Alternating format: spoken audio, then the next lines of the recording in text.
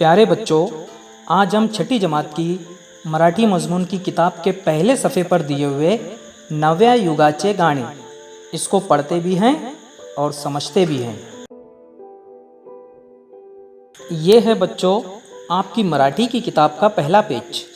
पहले हम इस नज़्म को पढ़कर समझते हैं और बाद में फिर हम इसे लय के साथ गाएंगे।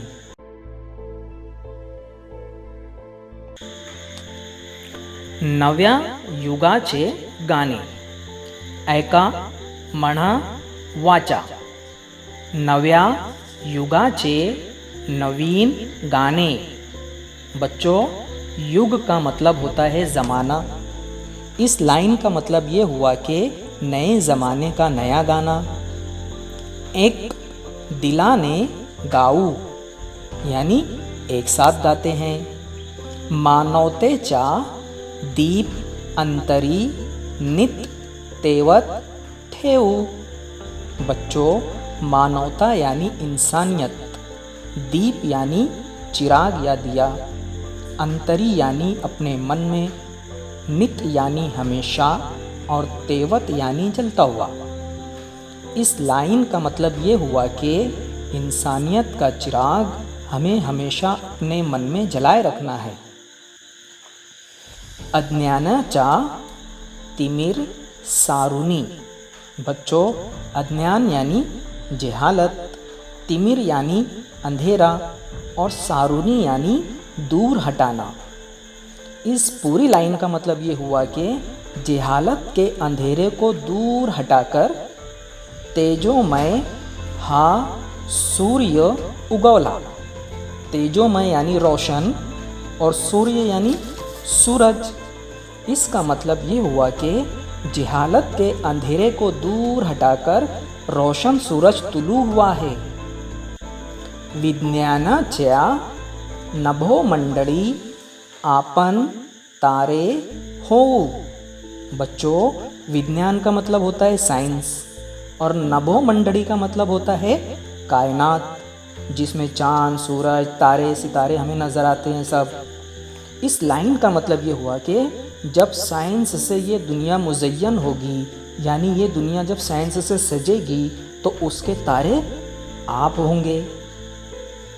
रंग आपुला वेगवेगळा। इसका मतलब ये हुआ कि हमारा मज़हब, हमारी ज़बान, हमारा लिबास सब अलग अलग है। सुर आपुला एक सारखा यानी हमारी आवाज़ एक जैसी है।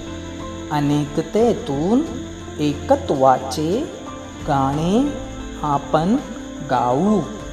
बच्चों, इसका मतलब ये हुआ कि अलग अलग होकर भी हमें यकजहती के गीत गाना है।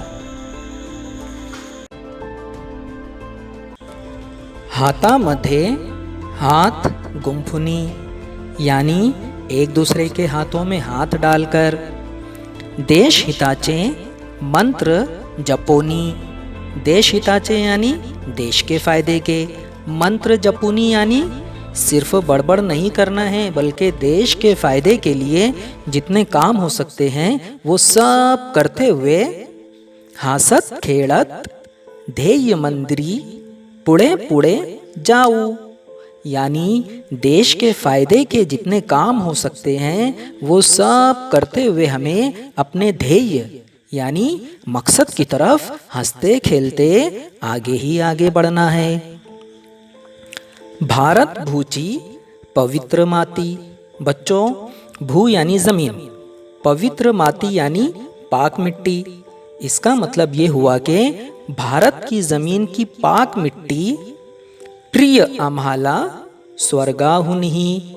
प्रिय यानी प्यारा, प्यारी, आम्हाला यानी हमें और स्वर्गाहुनही यानी जन्नत से भी। इसका मतलब ये हुआ कि भारत की ये पाक मिट्टी हमें जन्नत से भी प्यारी है।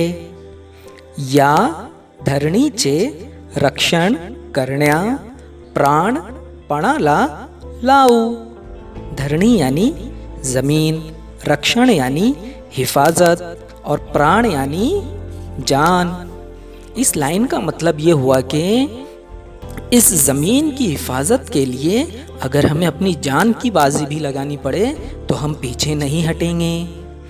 बच्चों, इस नज्म को लिखने वाली कवयित्री यानी शायरा का नाम है शुभदा दादरकर।